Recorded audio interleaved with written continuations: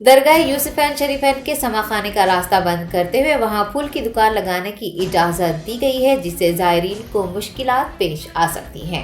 شہر حیدرآباد کے علاقے ناپلی میں واقع درگاہ یوسفین میں، جو کہ راست طور پر وقف بورڈ کی نگرانی میں ہے، کیئر ٹیکر کی جانب سے آئے دن کوئی نہ کوئی اقدامات کیے جاتے ہیں جو زائرین کے لیے مشکلات کا باعث بنتے ہیں۔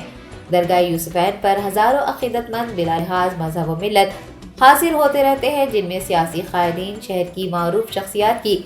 کثیر تعداد شامل رہتی ہے۔ ذرائع نے بتایا ہے کہ سما خانہ جانے کے راستے کو بند کرتے ہوئے وہاں پھول کی دکان لگانے کی اجازت دی گئی ہے۔ ہمارا سوال یہ ہے کہ درگاہ کی گیٹ کے صحن میں پہلے سے ہی 4 پھول کی دکانیں موجود ہونے کے باوجود ایک اور پھول کی دکان کی کیا ضرورت ہے؟ سما خانے کا راستہ بند کر کے عقیدت مندوں کے لیے مشکلات کھڑی کرتے ہوئے پھول کی دکان لگانے کی اجازت کیا وقف بورڈ کی جانب سے دی گئی ہے، یا پھر درگاہ کے کیئر ٹیکر کو اتنے اختیارات حاصل ہیں کہ وہ آمدنی کے لیے جو چاہے کرے؟ وقف بورڈ انچارج CEO خواجہ معین الدین اور وقف بورڈ چیئرمین محمد مسیح اللہ خان کو چاہیے کہ وہ